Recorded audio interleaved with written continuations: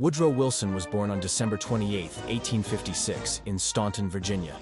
He struggled with dyslexia, didn't learn to read until around age 10, and never became a fast reader.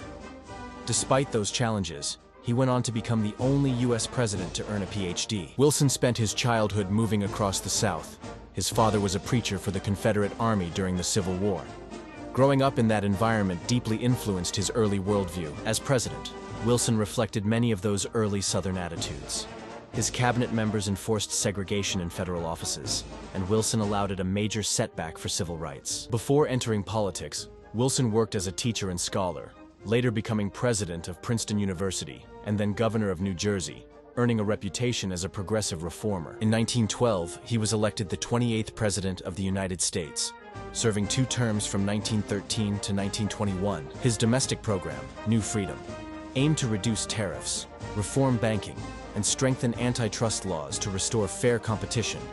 He passed the Underwood-Simmons Tariff Act, which lowered tariffs and introduced a federal income tax under the 16th Amendment designed to offset the revenue lost from those lower tariffs. Wilson oversaw creation of the Federal Reserve System in 1913, giving the government new power to stabilize the economy and control monetary policy. He also signed the Federal Trade Commission Act, the Clayton Antitrust Act, and continued to push for progressive reforms that limited corporate power. During his presidency, Wilson reluctantly came to support women's suffrage, leading to the ratification of the 19th Amendment in 1920, granting women the right to vote nationwide. In 1917, Wilson led the United States into World War I, declaring that the world must be made safe for democracy.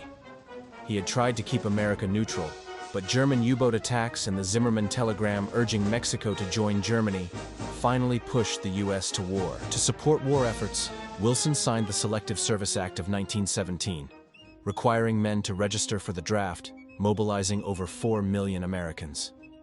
He also expanded federal power and used propaganda to rally public support through the Committee on Public Information. After the war, Wilson presented his 14 points, a plan for lasting peace and the creation of the League of Nations. Though the League was his greatest dream, the U.S. Senate refused to ratify the Treaty of Versailles, and America never joined. In 1919, Wilson suffered a severe stroke that left him partially paralyzed. His wife, Edith Wilson, quietly managed many presidential duties. Wilson left office in 1921 and died 3 years later, on February 3, 1924.